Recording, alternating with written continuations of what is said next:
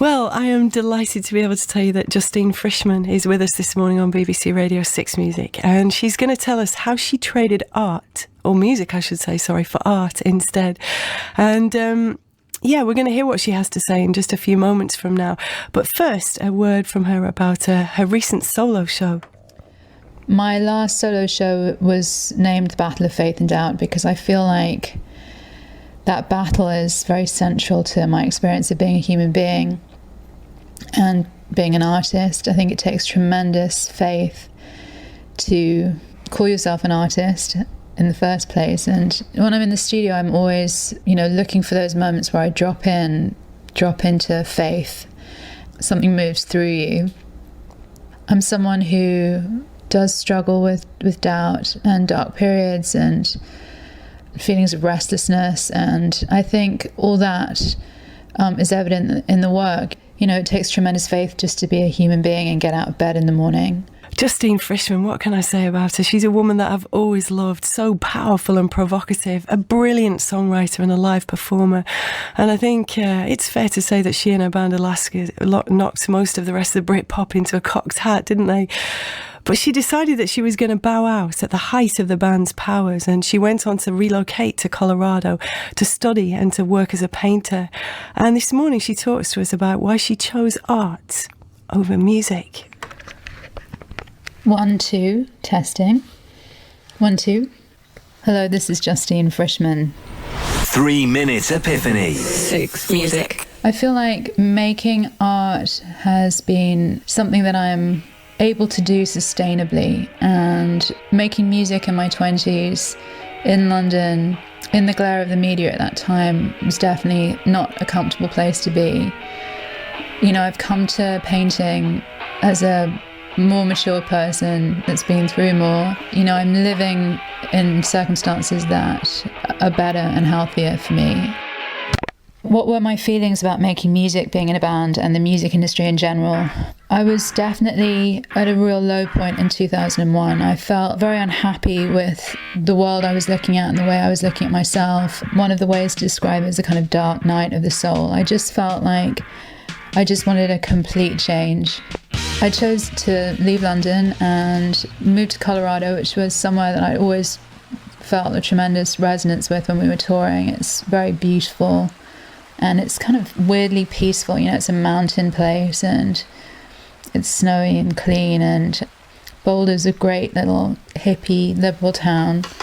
And I went to study painting at Naropa University, which is the only Buddhist-inspired university in America. So I knew it would have a spiritual component, which was something that I was interested in exploring. It's something that it didn't feel okay to talk about in London when we were making music. I mean, there was no sort of language for it. It wasn't something that was okay to talk about. I still feel like spirituality is something that people find very difficult. The feeling when I'm painting and the feeling when I was creating music is actually very similar. I'm always looking for that sense of something moving through me and a sense of something bigger than me happening. The main difference for me is that with creating music, that was something that I always did with other people. So it relied on all of us getting onto the same wavelength and coalescing as a group. But the great thing about painting is that I can get into that state on my own when it's going well. And it's totally interesting to see what my brain or my body are coming up with.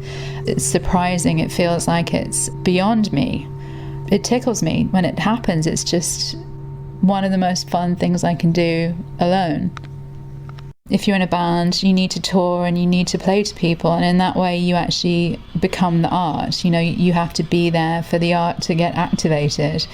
Whereas making a painting, there's definitely a performative aspect to that, but it's private, it's in the studio. So you're not attached to the art in the same way. People don't have to see you making it. They don't really have to know that much about you.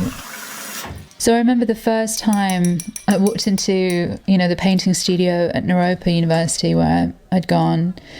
We were putting paints out and setting up, and my heart was racing. I was so excited to just put a paintbrush into some paint. You know, even though it was something that I knew I loved doing growing up, it was something that I hadn't allowed myself to do. And just to be able to do it in a setting with a bunch of other people who are all painting felt so exciting to me, and I felt sort of giddy. I couldn't wait. And you know, I've never stopped feeling like that. I still feel that excitement that I'm allowing myself to do this thing that I wanted to do. You know, I think there's so much stigma around calling yourself an artist, and are you good enough? Who are you to say that you're an artist? And the truth is that if it's something that you love doing and you feel called to do, then you got to do it.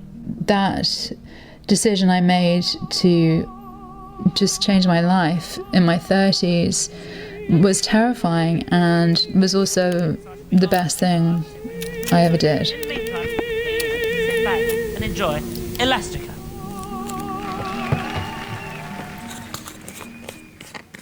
You know, that's what I really hope for the future. I hope that my art practice is sustainable, and you know, that it continues to sort of unfold and be an adventure, and I'm in my own little world no matter what's going on. You know, whenever I'm in that place, something very profound feels like it's being nurtured. I feel kind of stable in a way that I don't if I'm not making work.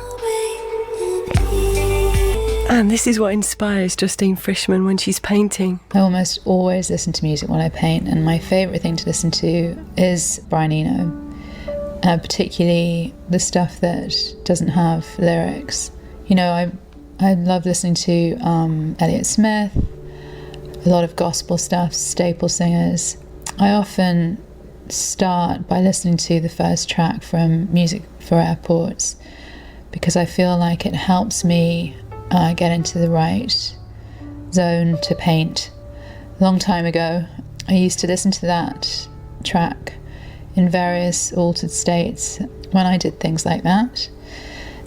I think that when I hear that music now, it puts me back into deeper layers of my brain and helps me to access hidden areas of consciousness. And yeah, the result is a kind of presence which I need to have when I'm working. Justine Frischmann's choice for us this morning.